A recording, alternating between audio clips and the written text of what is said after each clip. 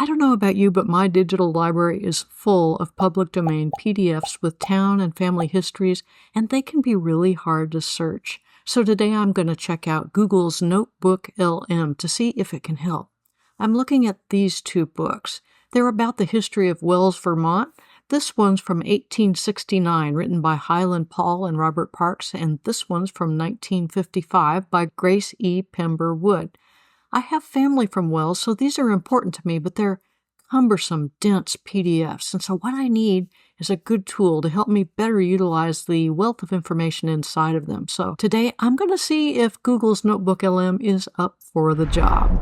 I'm Nancy from Legacy Carvers, and I like to figure out how to use new tools to tell old stories.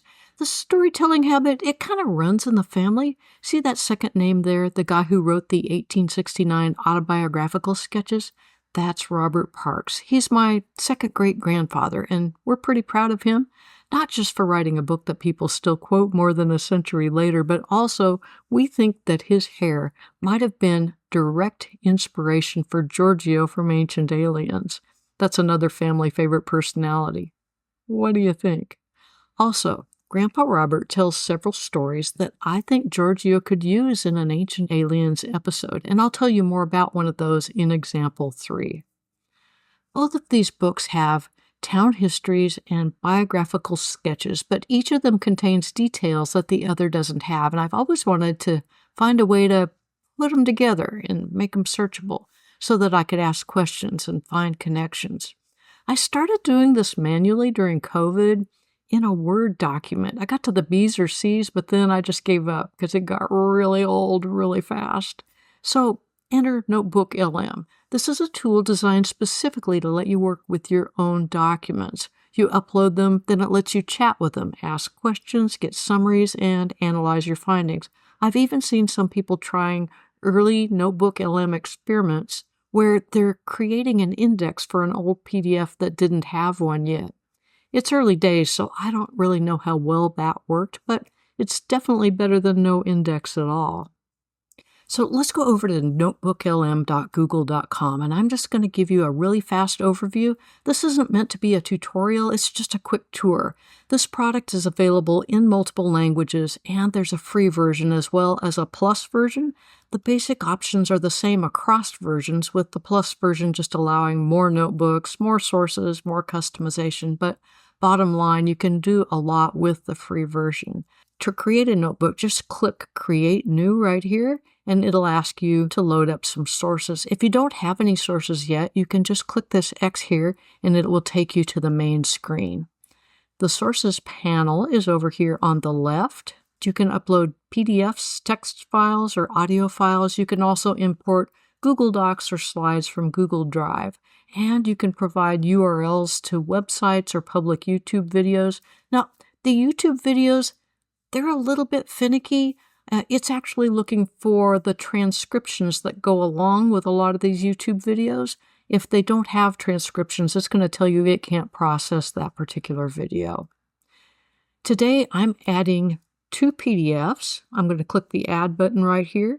I'm going to choose to upload a file, and I'm going to go out to my directory where those are. And here they are, the 1869 book and the 1955 book. There are upper size limits for what you can load here. I think it's 500,000 words or 200 megabytes per file.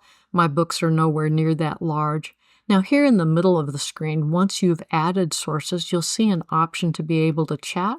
This is a lot like ChatGPT. You can chat with all the sources at once, or you can select just a specific source using these checkboxes over here on the left. Let's just check the 1955 book only and use it as our source for the moment. And let's go down here and let's say, who was Grace E. Pember Wood? That's the author of the 1955 books. And then let's just click that little blue arrow and see what it says. Based on the sources provided, Grace E. Pember Wood was the author and publisher of A History of the Town of Wells, Vermont, and then it goes on and lists some things. These chats aren't saved from session to session, so if you see something you want to keep, you need to click on the Save to Note button right here. I don't know how many times I've forgotten to do that. Don't Be like me, you'll regret it later. You can see it saved that note right over here now, and I can come and look back at it later. Here in the middle, there's also another option. Let's refresh real quick so we can see what's going on here. And that is for a mind map, and I really like the mind map. Let's let that run for a minute. It's a fairly new feature. What it does is it divides information up by topics and subtopics, and then you can click through. Here we go. And you can see we've got a whole bunch of topics here. These are like the main topics for History of Wells. And we could click anything that has an arrow like this. You can click through to see more information. Let's have a look at the early history. Location, name origin, New Hampshire grants. Those New Hampshire grants were interesting. That dispute was kind of a big deal. Caused a lot of contention back then. Lots of confusion and angry people. Basically, New Hampshire and New York were sort of all claiming the same territory. That's when Ethan Allen and the Green Mountain Boys got involved. You've probably heard of them. So you can just keep looking for more and more details. So I think this mind map is really nice. I like it a lot. To get out of there, you just click on the X right here. You can also create an audio overview over here on the right by clicking Generate. That's this button right here. If you just click it, you're going to get a podcast with these two AI voices. They sound really human. They're interesting, but maybe just a little bit vague in what they say, and they tend to repeat themselves quite a bit. There is an option here to customize, and if you do that, you can give it more guidance on what to include in the podcast, and you'll get a little bit better results. Honestly, I don't use these podcasts a whole lot, but some people find them very useful. They can provide different ways to digest information, and if you're studying something, you could listen to this while you're taking a walk or doing the dishes or whatever. Notes are over here on the right. They have a place for freeform notes where you can just type notes, or you can do some of these canned notes. There's a study guide, FAQ, briefing doc, or a timeline. Depending on what you have loaded as a source, some of those might be very interesting for you. If you want to turn one of your notes into a source right here, click on it, then go down to the bottom and click on Convert to Source, and that would turn it into a source. And then if you go up here on the left, you could give this any name you wanted to give it if you didn't like the name it already had. And you're all set. That's our quick tour. Now, when I first played with NotebookLM last year, it was really good for general tasks like summarizing, but it wasn't great at reasoning things out from dense, unstructured data. It had trouble with relationships. For instance, it would get Elijah Parks Sr. confused with Elijah Parks Jr., lots of little mix-ups like that, so I wasn't ready to recommend NotebookLM for detailed genealogy tasks, but in December, this product got an update, and when I tried it last week, it felt significantly more capable at handling the kind of complex data that we often deal with in genealogy. And there are many ways you could use it for genealogy, but I'm going to focus today specifically on these old historical books. Parks Robert was born in this town and has always resided here. For 28 winters, taught school, married Lucy Brookins, and had a family of 7 children. I've got to think that after all those winters in the classroom, he would want me to have some sort of grading system for this tool, so that's what I'm going to do. I've picked 5 different examples of tasks that NotebookLM might help with, and I'm going to give it a little report card, Grandpa Parks style. So let's say you're building out a family tree and you need just one key detail. This picture here is Robert H. Parks. That's Grandpa Robert's only son, and in this photo, he's standing next to his mother. That's Grandma Lucy. Robert served in the Civil War, but I don't remember exactly when, so let's go ask. In which regiment and company did Robert H. Parks serve during the Civil War?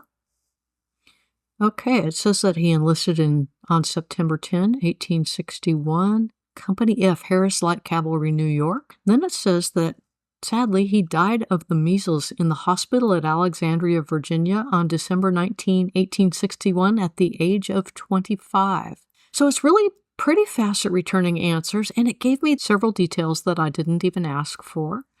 You see these little numbers right here? These are citations. So let's say we click on one, and over here, it takes me to the exact place in the book where that citation came from. If you hover over it, it just shows you a small section of it, but then if you click on it, it takes you to the actual section in the book. Now let's see if it can do a little bit of math. Let's ask it exactly how long Robert served. How long did Robert H. Parks serve in the Civil War? Click the little blue arrow. Based on the sources, it says that he served just over 3 months, 101 days, September 10 through December 19, September, October, November, December. So Robert was just 25 years old. He left for the war in September, and in December, Grandma Lucy got the word that her little boy was gone. And if you read through these autobiographical sketches, you'll see that this war just had a really deep impact like this on the entire community of Wells. NotebookLM did a really great job of finding that one key detail and giving me extra details on top of it and doing the math. So I'm going to give it a grade of A on this one. Pulling out key details is really useful for building timelines or updating your family tree. But what if what you need is the big picture? Remember back in school, you would get these assignments to read 14 chapters of Shakespeare for a test tomorrow. Don't pretend you didn't run out to the store and get some Cliff's Notes, or maybe yours were called Spark Notes, because you can read Will Shakespeare's words a dozen times and it still just really helps to have a summary and some extra explanation to tell you what it's about. And I think it's the same with a lot of these older histories. Sometimes you just want a quick overview. So let's go to NotebookLM and get ourselves a summary. What do I want to say? Provide a concise summary of the early settlement and key historical developments of Wells. Here we go. We've got key dates, town charter, early settlers, Revolutionary War, first marriage, first church, initial industries. All with citations. Really quite detailed. In honor of Grandpa Parks, I think I'm going to call these Park Notes. And we've got all the essential background context in just a few paragraphs, and our report card for this one, I think this definitely gets an A, 100%. NotebookLM has always been pretty good at summarizing, but I don't really remember all these citations in the older summaries that it used to have. Don't quote me on that because my memory is not as good as it used to be. The other night I was trying to think of a movie and I was having a really tough time. Sometimes I just can't think of words. Like I couldn't even think of the star of this movie even though I know him really well. So I opened ChatGPT and I said, could you tell me the movie about the Vatican starring the guy that said life is like a box of chocolates? That's all I said. And it came back and gave me a nice list of all the Tom Hanks movies based on Dan Brown's novels. And that's kind of what I want to do here because I remember that Grandpa Parks mentioned something about buried treasure or a girl missing, maybe somebody whose name started with a C. Let's just see what it says. Can you find any stories about buried treasure in the 1869 book? All right, it's going on here. Spaniards. Okay, I kind of remember this now, so let me tell you what I remember. This was in the early 1800s, and people said that there was Spanish treasure buried in the hills, and supposedly only the rodsman could find it. And I think Spanish ghosts were involved too, and they used witch hazel sticks, kind of like dowsing sticks, to find the treasure. You had to stay completely silent while you were digging or the treasure would just vanish. Maybe the ghosts would take it if you made noise. I'm not sure how that worked. But basically, anytime they couldn't find treasure, it was somebody's fault for having impure thoughts or making a noise. I don't know. I can't figure out whether a girl disappeared or not either. I'm going to look into this more later. But I do think that this is definitely a story for ancient aliens. They should pick it up and run with it. For sure, the rodsman. I'd also like to know if there was other rodsman activity popular in other parts of the country. So let's go back to NotebookLM and let's use this new feature called Discover Sources. I can type here, tell me more about the rodsmen who used spinning rods to hunt for treasure. That's not a very good query. I could do a lot better, but let's just try that, because mostly I just want to show you that you can go out and look for more sources. So you can see here, you can come out and you can look for more sources, and it'll give you up to 10 more. I like this okay, except there's a couple things I don't like. You've got this tiny little menu here, and you can just barely tell what each of these are about in this little gray text. If you want to see more, you have to click on this. You can't hover over it and get like a preview or anything. You have to actually click on one of these and go to the web page involved before you can decide whether you want to pull these in and let them be one of your sources. So I'm not going to pull these in right now, but the main thing I wanted to show you was that you can pull other sources in. I'm not sure what kind of grade to give this either. It did a really good job of finding that story that I could barely remember, but that little tiny window and that super light gray, I'm not a user interface expert, but it seems to me this could use a little bit more convenience in this little menu. So I guess I'm going to give this one a B. Now, we have quite a few Parks relatives in these books. A few months ago, NotebookLM was really hit and miss in the relative department, as I mentioned earlier. It couldn't figure out relationships very well, and I wonder if it has improved. Grandpa Robert mentions that his Uncle Joseph Parks helped him with a lot of the information in these autobiographical sketches. Elijah Parks Sr. was father to Joseph and Elijah Jr., and Elijah Jr. was father to Grandpa Robert. So let's see if NotebookLM can tell us about Joseph. Let's type, explain the relationship between Robert Parks Esquire and Joseph Parks, died 1868. We'll see if it gets it right this time. The first time it did this, it told me they were first cousins. What does it say this time?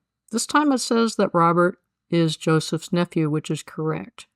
But as I mentioned, the first time I tried this, it told me they were first cousins. Its reasoning was that Elijah Sr. had 2 sons, and they each had a son, and those sons were cousins. And I'm like, okay, but I didn't ask about Joseph's son. I asked about Joseph and Robert and their uncle and nephew. Ugh.